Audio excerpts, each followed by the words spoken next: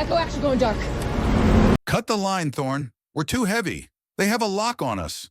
The words screamed through the headset, barely cutting over the deafening roar of the MH-60 Blackhawk's rotors and the relentless thud of 7.62mm rounds tearing through the fuselage. Negative, Lieutenant. VIP needs the weight displacement to port side or the tail rotor snaps. MA-1, Kaelen Thorne shouted back, her fingers slick with frozen blood as she gripped the fraying cargo strap. We can't pull up. Incoming RPG, 3 o'clock.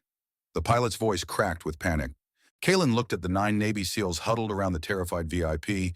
They were sitting ducks in a flying tin can. Then she looked down at Mako. The Belgian Malinois didn't look terrified. His ears were pinned flat, his amber eyes locked onto Kaelen's with absolute, unwavering trust. He smelled the ozone of the incoming rocket. He shifted his weight, pressing his flank hard against Kaelen's leg, bracing himself. He knew. I know how to shift the weight, Lieutenant, Kaelen said, her voice dropping to a chilling, dead calm register.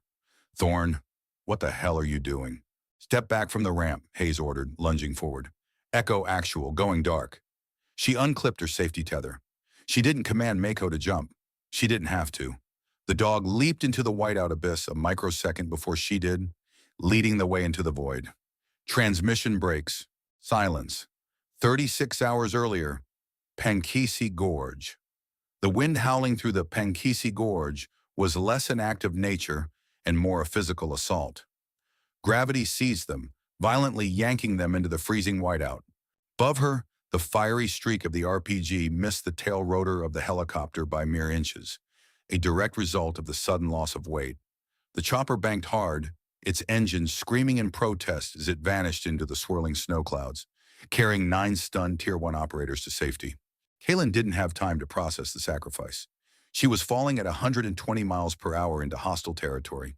She tucked her chin, wrapping one arm tightly around Mako's specialized jump harness, pressing the dog's rigid body against her chest.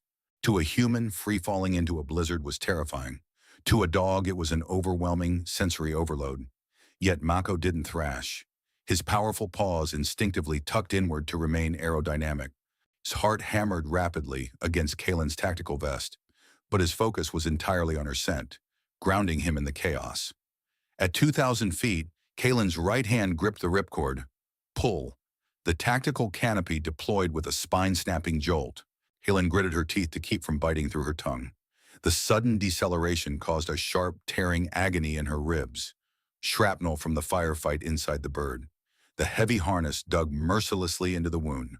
Easy, buddy, she murmured over the roar of the wind, her voice strained with pain. Mako gave a soft whine, not out of fear, but sensing the distinct metallic smell of Kaelen's fresh blood.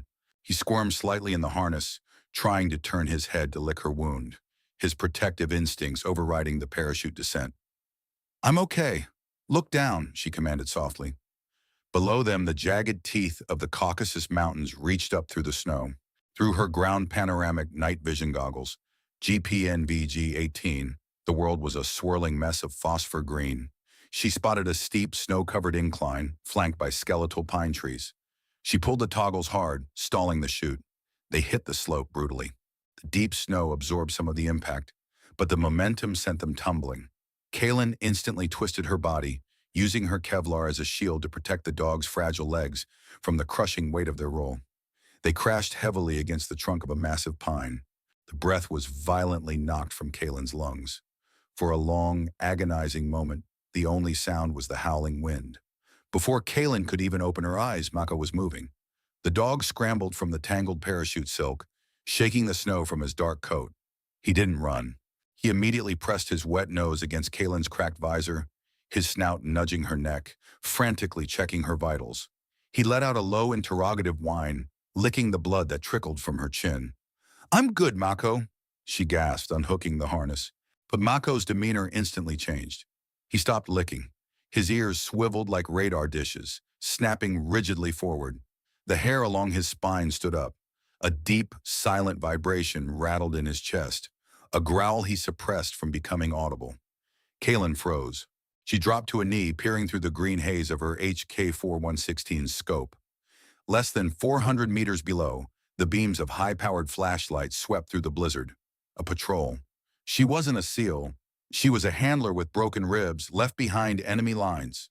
But as Kaelen looked down, Mako had already taken a defensive stance, placing his body squarely between her and the approaching lights. They were no longer a handler and a tool. They were a pack of two, and the hunt had just begun. The rule of engagement was absolute, evasion over engagement.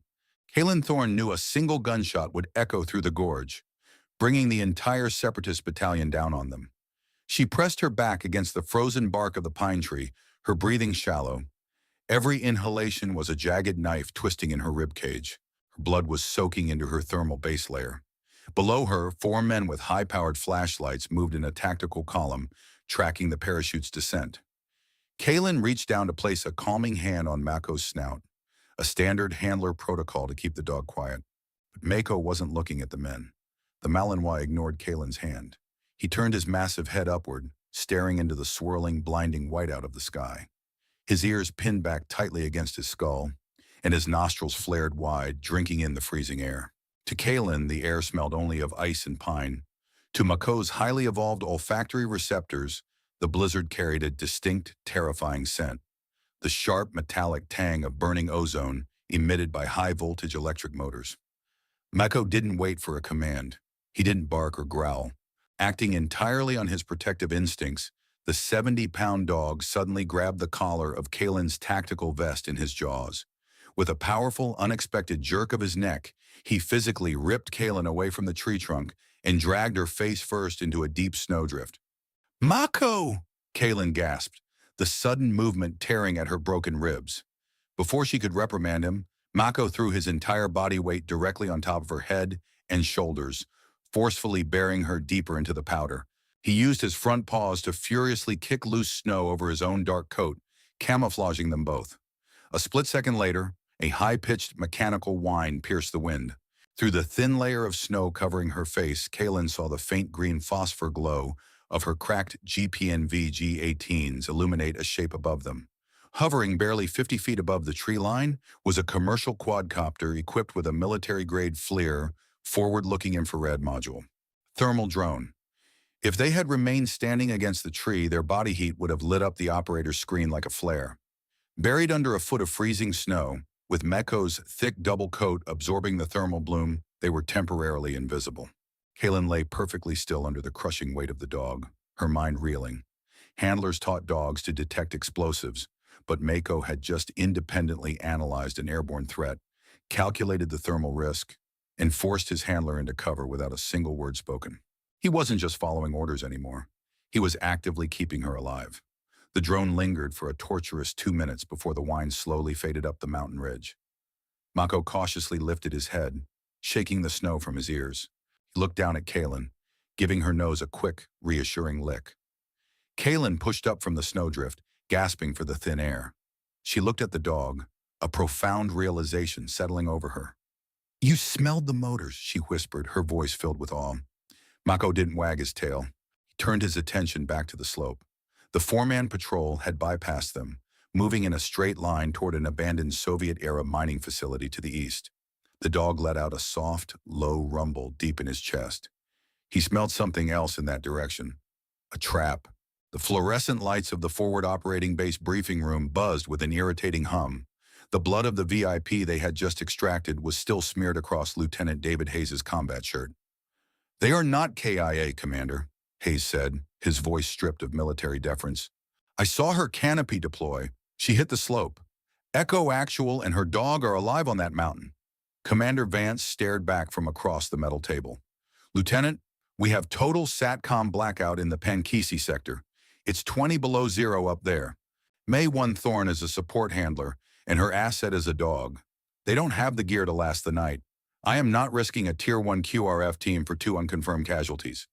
"She jumped to save our bird," Chief Petty Officer Miller rumbled from the corner. "She threw herself and that Malinois out so the pilot could pitch the tail rotor away from an RPG. They traded their lives for ours." "The mission was a success, Chief," Vance replied coldly. "Thorne's file is being updated. You are all stood down. That is an order." Vance walked out, the heavy steel door clicking shut behind him. Silence descended on the 9 SEALs. They had hunted terrorists across the globe, But this silence felt like a crushing physical weight. They had left a woman behind. Worse, they remembered the look in the dog's eyes right before she jumped. The Malinois hadn't panicked. He had pressed himself against her leg, accepting the grim math of survival to protect the pack. Hayes looked at his men. If we go back, it's court-martial. Fort Leavenworth for the next 20 years. Miller scoffed. He stepped up to the metal briefing table and pulled a combat knife from his webbing. With a brutal motion, he slammed the blade deep into the metal surface. He ripped the Velcro trident from his shoulder and threw it next to the knife. I didn't earn this trident to let a Pentagon desk jockey tell me I have to abandon a teammate, Miller growled. And that dog had more brass than half the officers in this command. I'm not leaving him to freeze to death. One by one, the other 8 operators stepped forward. We hit the old Soviet mining facility in the gorge to reestablish SATCOM and find them. What if they're already gone, LT? The medic, Doc, asked quietly. Then we bring their bodies home, Hayes replied. And we kill every son of a bitch holding a rifle on that mountain. The MH6 Little Bird dropped them 3 miles out. The blizzard provided perfect cover for the 9 operators as they moved toward the skeletal remains of a Soviet-era mining complex carved into the Pankisi Gorge. The cavernous entrance promised shelter and a high point for a SATCOM relay. Lieutenant Hayes took the point. Rule of engagement, positive identification, PID, required before engaging. They couldn't shoot blind into the dark. Hayes stepped over a rusted rail track. His boot hit a patch of disturbed snow. He realized it was a monofilament tripwire a microsecond too late. The explosion was catastrophic. A concealed Claymore mine unleashed a shockwave of steel ball bearings, throwing Hayes backward. Instantly, a belt-fed M240B machine gun, positioned high on an elevated catwalk inside the mine, opened fire. The heavy 7.62mm rounds shredded the concrete pillars the SEALs were diving behind. "Doc, LT is down!" Miller roared, firing his MK-46 blindly into the pitch-black cavern. The enemy muzzle flashes were protected by thick steel plating. Comms were jammed. The SEALs were trapped in a fatal funnel. 2 miles away, high on the opposite ridge, Kaelen was meticulously cleaning the ice from her rifle bolt. She hadn't heard the explosion. A howling wind was blowing in the opposite direction, carrying the sound away. But Mako heard it. The Malinois abruptly stopped licking his paws. He stood up, his body rigid, facing the distant mining facility. The hair along his spine stood up like a razorback. He let out a deep, chest-rattling growl, a sound Kaelen had only ever heard him make when a threat was actively engaging them. "What is it, boy?" Kaelen whispered, dropping her cleaning rag and grabbing her HK-417. Mako didn't look at her. He took 2 steps forward, his nose pointed squarely at the distant gorge, and let out a single sharp bark. It wasn't a warning, it was a call to arms. His highly sensitive ears had picked up the distinct subsonic frequency of a heavy machine gun miles before the sound waves reached human ears. Kaelen raised her GPN VG-18s and peered through the scope. Through the swirling snow, she saw the faint, rhythmic strobing of muzzle flashes lighting up the mouth of the mine. Her heart dropped. The SEALs. They had come back for her, and they had walked straight into a slaughterhouse. Psko looked back at Kaelen, his amber eyes burning with a fierce intensity. He was waiting for her to move. He knew the pack was under attack. "All right, Mako." Kaelen racked the bolt of her rifle, the cold metal clicking ominously. "Let's go hunt." The M240B machine gun inside the cavern chewed the concrete pillars, protecting the SEALs into jagged splinters. From her vantage point across the gorge, Kaelen assessed the brutal geometry. The enemy gunner was tucked deep within the elevated shadows of the mine's scaffolding. She couldn't see the muzzle flash through her 4-tier ACOG scope. Rule of engagement, shoot and scoot. She had to make one suppressed shot count, but she needed the gunner to lean out and reveal himself. "I have to draw his fire," Kaelen whispered to herself, pulling a glow stick from her vest. If she threw it and sprinted across the gap, the gunner would track her, giving her a 2-second window to drop, aim, and fire before she was cut in half. It was a suicide play. She tightened her grip on her rifle, preparing to break cover. Mako realized what she was doing. The dog whined sharply, stepping in front of her, physically blocking her path. "Mako, sit," Kaelen ordered firmly. Mako disobeyed. He didn't sit. Instead, the Malinois reached out, clamped his jaws around the unlit glow stick in Kaelen's hand, and ripped it from her grasp. Before Kaelen could react, Mako snapped his jaws down hard, cracking the internal vial of the glow stick. A bright, neon green chemical light flooded his mouth and dripped onto his fur. Then, he exploded from behind the boulder. "Mako, no!" Kaelen screamed, her heart stopping. The 70-pound dog tore across the open, snow-covered expanse like a glowing green missile. To the enemy gunner inside the dark cavern, the sudden, fast-moving light source on the opposite ridge was impossible to ignore. The M240B instantly pivoted. Stream of red tracer rounds tore into the snow, chasing Mako's sprinting paws. But Mako wasn't running in a straight line. Operating on pure predatory agility, the dog ran in erratic, violent zigzags, diving behind rocks and bounding over crevices. He was playing a deadly game of fetch with a heavy machine gun. Kaelen didn't freeze. Fueled by raw terror for her dog, she threw herself onto the ground, bringing her eye to the scope. Mako had successfully baited the gunner. The man had leaned out from behind the steel plating to track the fast-moving target, illuminating his own face in the rapid strobe of his muzzle flashes. Kaelen exhaled, pausing her breathing. She aimed 2 feet to the left to compensate for the crosswind and squeezed the trigger. Pfft. The gunner's head snapped backward as the suppressed 5.6 round found its mark. The terrifying roar of the M240B ceased instantly. Down in the mine, the SEALs stared up at the suddenly silent catwalk, panting heavily. On the ridge, Kaelen dropped her rifle, scrambling to her knees. "Mako! Here!" A second later, a dark shape bounded over the rocks. Mako hit her chest with the force of a battering ram, knocking her back into the snow. The glowing green liquid was smeared across his muzzle, giving him a demonic appearance, but he was untouched by the bullets. He furiously licked the tears streaming down Kaelen's frozen cheeks. "You crazy, stupid, beautiful bastard," Kaelen sobbed, burying her face in his thick neck. Mako had just rewritten the rules of engagement. Lieutenant Hayes gritted his teeth as Doc tightened the tourniquet on his leg. "Who took out the gunner?" Miller whispered. "SATCOM is still dead." High above the gorge, Kaelen pulled out a dead separatist PRC-150 new radio. She needed to tell the SEALs to push deeper into the mine to avoid incoming mortars.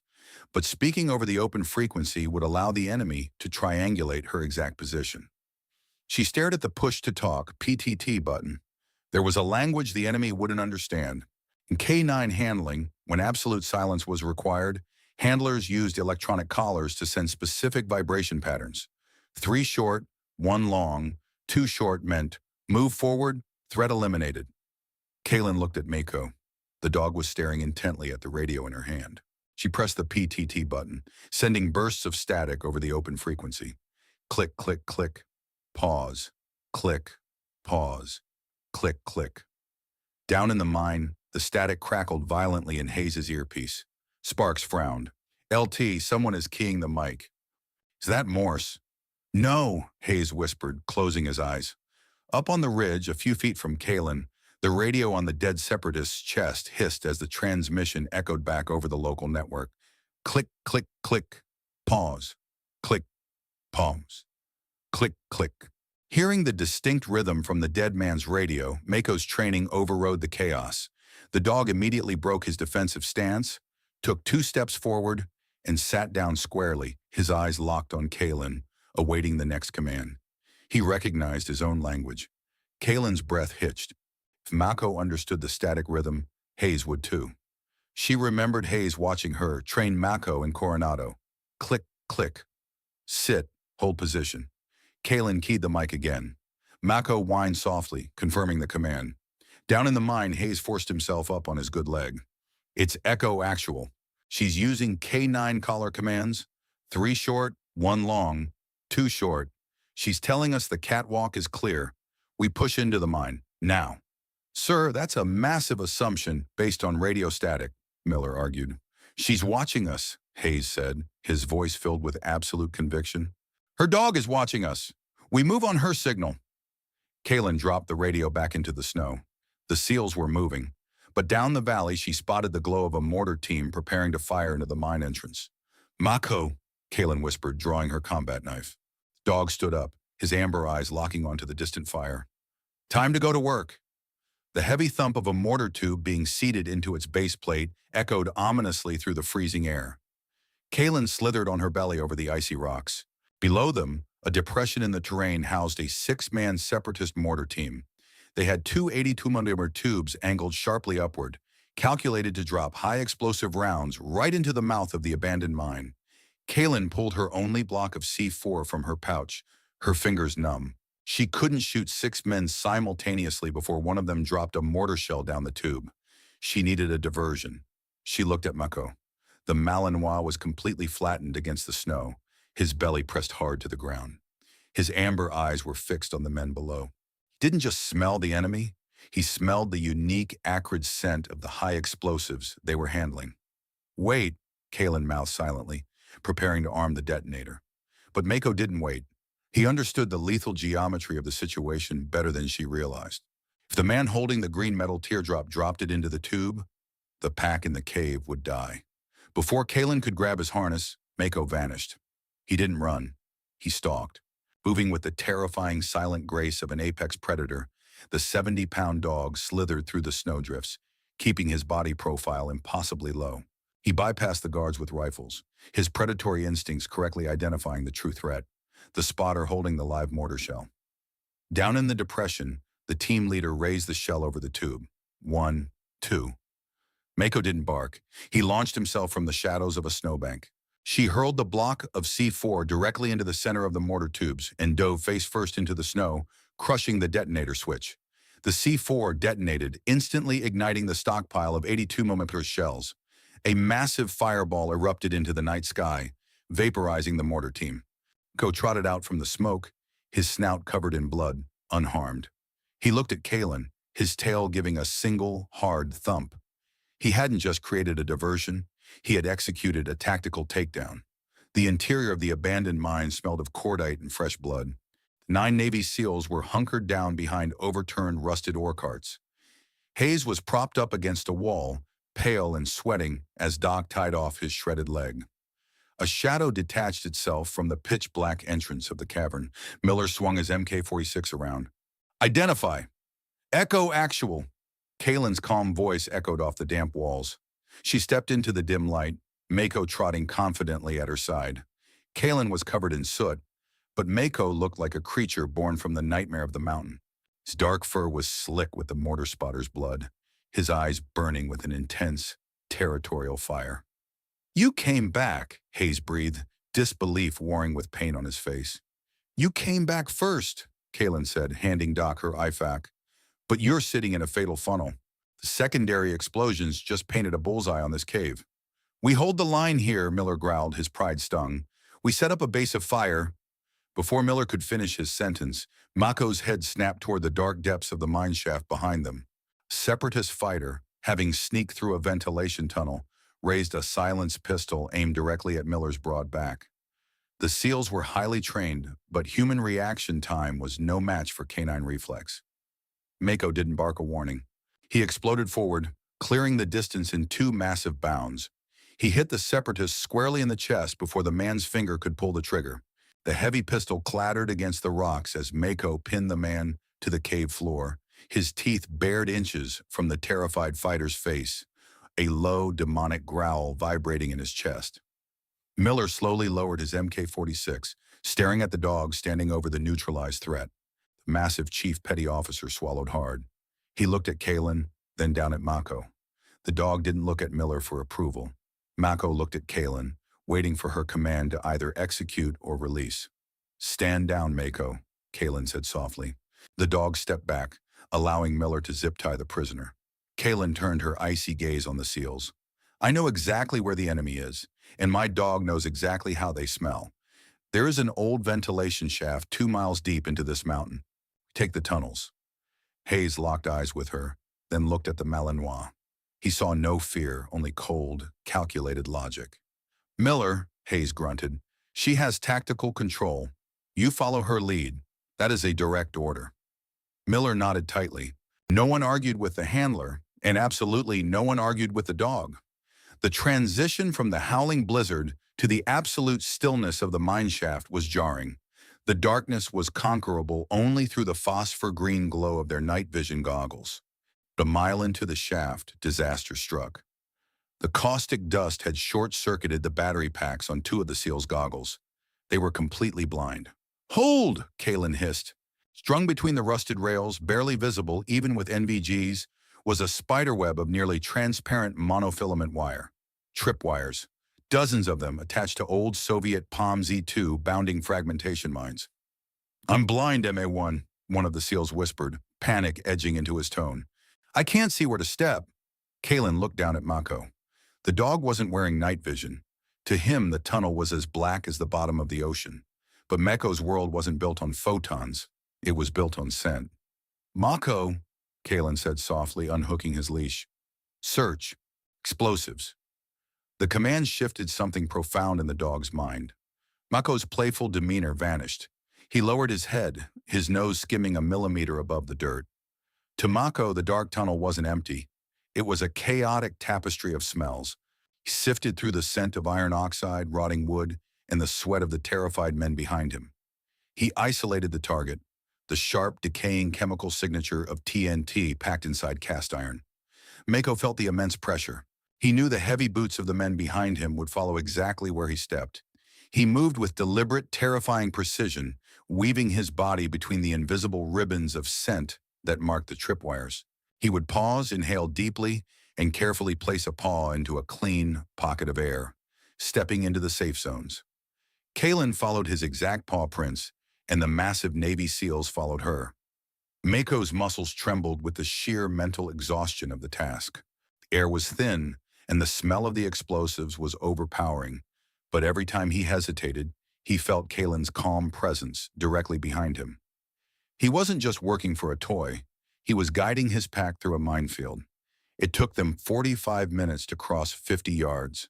When Mako finally sat down, indicating the end of the minefield, he let out a long, shuddering exhale and immediately pressed his head against Kaelen's leg, seeking reassurance. "Good boy," she whispered, her voice cracking. They had made it. But as the tunnel opened up, Kaelen's goggles illuminated a massive pile of rubble. The exit had been intentionally collapsed. They were trapped at a dead end. "It's blocked," Miller groaned. Before Kaelen could assess the rubble, a soft hiss echoed from the tunnel behind them. A thick, yellowish cloud was rolling slowly toward them. "Gas!" Doc shouted. "CS gas! High concentration!" "Masks on!" Kaelen ordered. The SEALs scrambled for their tactical gas masks, but 2 had been destroyed by shrapnel during the initial ambush. 10 lives, 8 masks. Sparks and Lieutenant Hayes came up empty. Without hesitation, Kaelen pulled her own mask from her pouch and shoved it hard into Hayes' chest. "Put it on, LT." Doc handed his mask to Sparks. Kaelen ripped a piece of cloth from her thermal shirt, grabbed a handful of frozen snow from a crack in the wall, and tied the wet rag tightly over Mako's snout.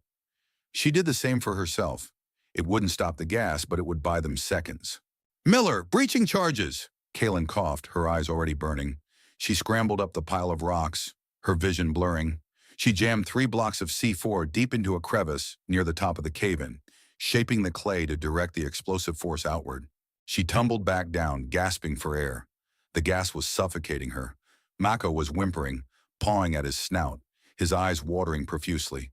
But despite his own intense suffering, the Malinois didn't bolt in panic.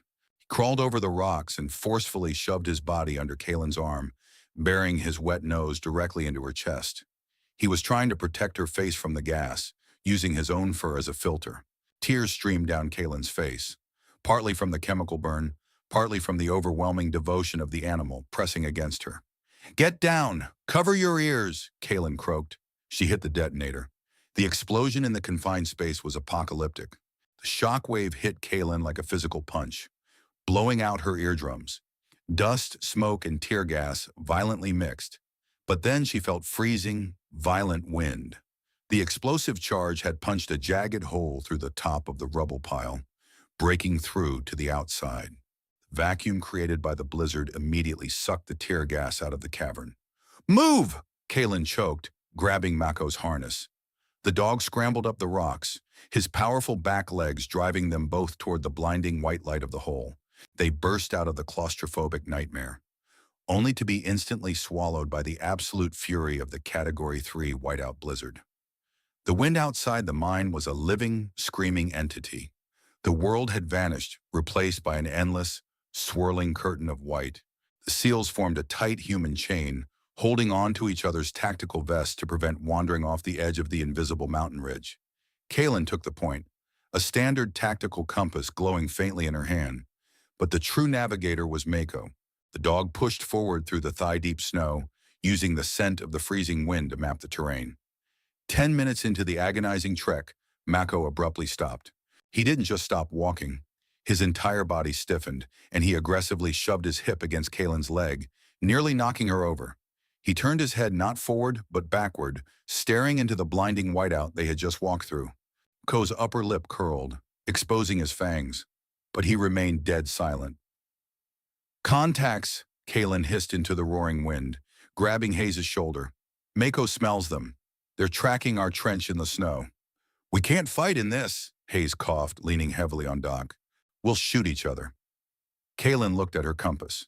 They were standing mere feet from the edge of the 2,000-foot drop into the gorge. A cold, calculated plan formed. "LT, take the team and bury yourselves in that snowdrift to our left. Do not fire until I say," Kaelen ordered. As the SEALs scrambled to hide, Kaelen unhooked Mako's leash. "Mako, bleib." "Stay." But Mako refused. As Kaelen began to stomp heavily through the snow, creating a deep, obvious trail leading directly to the invisible edge of the cliff, Mako shadowed her exactly. He instinctively understood the deception. He walked in her exact footprints, stopping right at the terrifying edge of the abyss. Then together, they carefully backtracked into the snowdrift with the SEALs.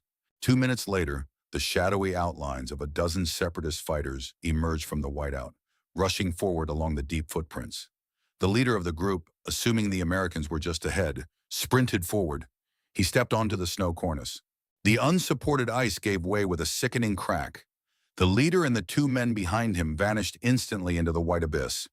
The rest of the enemy patrol froze in sheer terror at the edge of the drop. "Now!" Kaelen screamed. 9 suppressed rifles opened up simultaneously from the snowdrift. The volley cut down the remaining confused fighters in less than 3 seconds. Mako didn't flinch at the gunfire. He just watched the threat disappear, his job done. The blizzard began to thin as they reached the geographical boundary of the gorge. Spanning a massive 200-foot gap to the extraction zone was a rotting Soviet-era rope suspension bridge. "It'll only hold the weight of one man at a time," Kaelen assessed. "LT, Doc, you go first." Before Hayes could argue, a terrifying mechanical roar echoed from the tree line behind them. Heavily armored BMP-2 infantry fighting vehicles smashed through the pines, its massive 12.7 DSHK heavy machine gun swinging toward them. "Cross the bridge! Go!" Kaelen screamed, dropping behind a large boulder at the cliff's edge and jamming a fresh magazine into her rifle. She wasn't crossing. Someone had to draw the vehicle's fire. The massive DSHK opened up, the deafening round shattering the rock Kaelen was using for cover. The SEALs, realizing the grim reality, began sprinting across the bridge one by one. Kaelen fired rhythmically, targeting the infantrymen pouring out from behind the armor. "Mako, go!" Kaelen yelled, pointing at the bridge. "Go!" For the first time in his life, Mako disobeyed a direct evacuation order. The dog didn't run to the bridge. He flattened his body against the crumbling rock beside Kaelen, baring his teeth at the armored vehicle. He let out a furious, deafening bark, challenging the machine gun. To Mako, the roaring metal beast was threatening his alpha, and he would not abandon his pack leader, not even for self-preservation. "Mako, please," Kaelen begged, tears freezing on her cheeks as a hail of bullets chewed the ground inches from the dog's paws. Mako simply pressed his body harder against hers, his message clear. "We fight together, or we die together." Kaelen's magazine clicked empty. The BMP gunner turned the full fury of the DSAK directly onto their boulder. The rock began to disintegrate. They were pinned. The deafening barrage of the DSHK abruptly stopped. "Reloading!" Kaelen heard a voice shout in Russian. It was a tiny, desperate window. "Come on!" Kaelen grabbed Mako's harness and vaulted from the shattered rock, sprinting toward the swaying suspension bridge. As her boots hit the icy wooden planks, 3 separatist fighters flanked the armored vehicle. One of them pulled the pin on an RGD-5 fragmentation grenade, aiming directly for the center of the bridge to sever the cables. Kaelen raised her rifle, but she was out of balance on the swaying bridge. She was too slow. She didn't have to give the command. Mako's highly evolved predatory instincts processed the threat, the raised arm, the small metallic object, the lethal intent directed at his handler. Mako launched himself from the wooden planks, flying backward over the icy ground toward the three men like a dark, furry missile. The soldier panicked, trying to bring his AK-47 up to shoot the 70-pound animal flying at his face. He was too late. Mako hit the man squarely in the chest. His massive jaws clamped down on the soldier's right arm, the arm holding the live grenade, with bone-crushing force. The sheer momentum knocked the soldier backward into his two comrades. A sharp crack rang out. One of the falling soldiers fired his pistol blindly. Kaelen heard a sound that would haunt her nightmares, a sharp, agonizing yelp from Mako. But the dog didn't let go. His jaws remained locked, pinning the man and the grenade to the ground. He was absorbing the threat. Boom! The grenade detonated underneath the tangled pile of bodies. The shockwave violently shook the bridge. When the smoke cleared, the enemy squad was gone, and Mako lay motionless on the blood-stained snow at the edge of the cliff. Kaelen didn't think. She turned around, sprinting back off the bridge directly into the line of fire, throwing herself onto the bloody snow next to the dog. Mako was breathing, but his gasps were rattling. The pistol round had caught him deep in the shoulder. "No, no, buddy! Stay with me!" Kaelen sobbed, ripping off her gloves and pressing her bare, freezing hands against his wound. Behind her, the BMP turret whirred as it locked onto her. Kaelen scooped the heavy, bleeding Malinois into her arms. She stood up, holding the dog tight against her chest, and walked onto the bridge, carrying the weight of her dying partner over the abyss while the world exploded around her. Kaelen collapsed behind a low snowbank on the far side of the gorge, gently laying Mako down. The dog's eyes were half closed, his breast dangerously shallow. Across the abyss, the BMP-2 was maneuvering to fire into their position, and dozens of separatist fighters were massing to cross the bridge. "Winchester!" Miller yelled, dropping his empty MK-46 magazine. The SEALs were completely out of ammunition. "Comms are back up," Sparks shouted. "We have SATCOM." Hayes grabbed the handset. "Viper 1 actual to any Allied air asset. We need immediate close air support. Warthog actual here, 2 F-15s on station. Send coordinates." Hayes threw the JTAC laser designator to Kaelen. "Lays the target." Kaelen crawled to the edge of the snowbank. She painted the BMP and the bridge with infrared. "Warthog actual, this is Echo actual. Target painted. Requesting J-Dam strike." "Echo actual, abort. Your laser is painting a grid 50 meters from your position. That is danger close. The blast radius will turn you into mist." Kaelen looked down at Mako. The dog's tail gave a microscopic, weak thump against the snow as he looked up at her. He wasn't afraid. He was with his pack leader. "Target confirmed. Cleared hot. Drop the payload," Kaelen said, her voice completely devoid of fear. She threw herself entirely over Mako's bleeding body, wrapping her arms tightly around his head, burying her face into his thick neck fur. "I've got you, buddy. I've got you." 15 seconds. The apocalyptic shriek of two 2,000-pound joint direct attack munitions tore the sky in half. The explosion physically slammed the ground. The shockwave blew the snow away, and the heat instantly melted the ice on their gear. Kaelen closed her eyes, holding Mako tighter, waiting for the end. When the earth finally stopped shaking, the silence was absolute. The opposite side of the gorge simply didn't exist anymore. The bridge and the BMP had been vaporized. Through the lingering smoke, the heavy thwack-thwack-thwack of helicopter rotors emerged. An unmarked MH-60 Black Hawk dropped out of the gray sky, hovering over the LZ. The interior of the Black Hawk was bathed in dim red light. Kaelen sat on the cold metal floor, an oxygen mask pressed securely over Mako's snout. Doc was kneeling beside her, his hands stained with the dog's blood, working furiously to pump IV fluids into the Malinois. "His pressure is stabilizing," Doc yelled over the rotors. "The round missed the artery. He's a tough son of a bitch. He's going to make it." Kaelen closed her eyes, letting her head fall back against the bulkhead. For the first time in 48 hours, she wept. Not from pain, but from the overwhelming relief of feeling Mako's chest rising and falling steadily against her knee. Lieutenant Hayes sat across from her. The Pentagon would be furious. A Tier 1 team had gone rogue to rescue a dog handler. The official report would be heavily redacted. There would be no medals awarded for the blood spilled in the Pankisi Gorge. May 1, Kaelen Thorne and her K9 would remain a ghost in the military records. Hayes unbuckled his harness. He leaned forward and ripped the gold trident, the sacred emblem of the Navy SEALs, off his Velcro patch. He didn't hand it to Kaelen. Hayes reached out, his hand trembling slightly, and firmly pressed the gold eagle onto the bloody, tactical Velcro harness wrapped around Mako's chest. Before Kaelen could speak, Miller stood up. The massive chief ripped his trident off and placed it into Kaelen's palm. Then Sparks, then Doc. One by one, all 9 operators removed their most prized possessions. They placed 8 tridents into the hands of the handler, but the first one belonged to the dog. No words were spoken.